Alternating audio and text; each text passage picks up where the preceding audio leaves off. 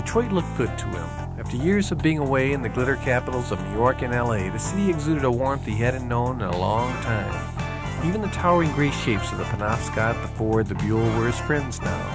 When he caught sight of the proud form of the bronze lady at the foot of East Jefferson and Griswold, he knew at last he had come home, but this time to stay. This tribute to Detroit was brought to you by City Scenes and this radio station.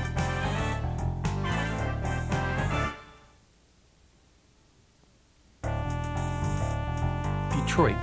There was a magic about it tonight that would stay with her for a long time. The way the majestic deco skyline looked, the way Greektown teemed with animated passerbys, the way the soft light of the moon in Chene Park played wonderfully on his probing brown eyes. It was fitting that they should be together again, here and now in the city where their dreams had been cast. This tribute to Detroit was brought to you by City Scenes and this radio station.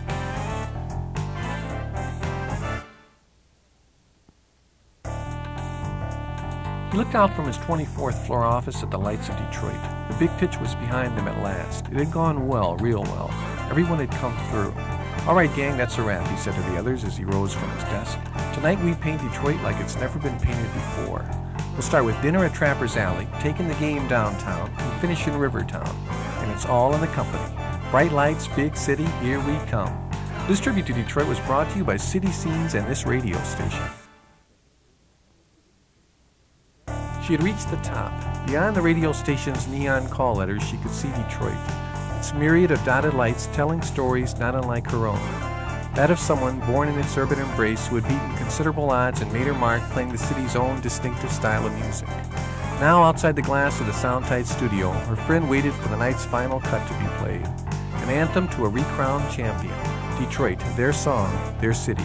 This tribute to Detroit was brought to you by City Scenes and this radio station.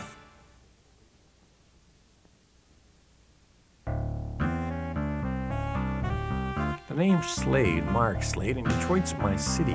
That sounds corny. I've never had anyone say it to my face.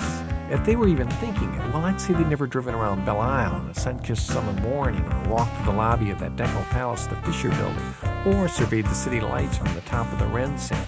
And I'd say they didn't have a clue as to what they were missing, and that's the real Detroit. You won't find a copy anywhere. This tribute to Detroit was brought to you by City Scenes and this radio station. I spent the early evening hours driving through the city, my city, looking for the elusive blonde in the classic Packard Roadster. When someone comes to Mark Slade and says, "Find my little sister and I'll make it worth your while," 9 times out of 10 I collect. But this time I had run into the proverbial brick wall until it occurred to me, of course, Greektown, that's where she'd be.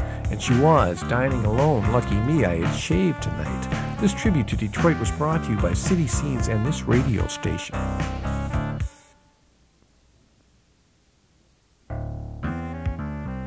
When you've lived and worked in a city as long as I have, you become a part of it. The name's Slade, Mark Slade, and to my clients, I'm as much a fixture in Detroit as, well, the Penobscot building. That's the tall one King Kong would have liked with the red ball on top.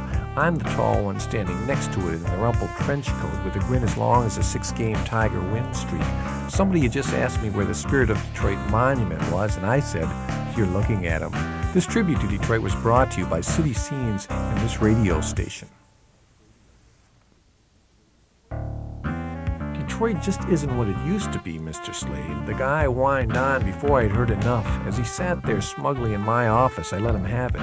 "Did it ever occur to you," I said, "that in a lot of ways Detroit is better than ever?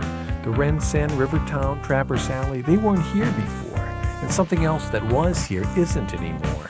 "What's that?" the guy asked me. "Doomsayers like you," I said, showing his smugness to the door. This tribute to Detroit was brought to you by City Scenes and this radio station.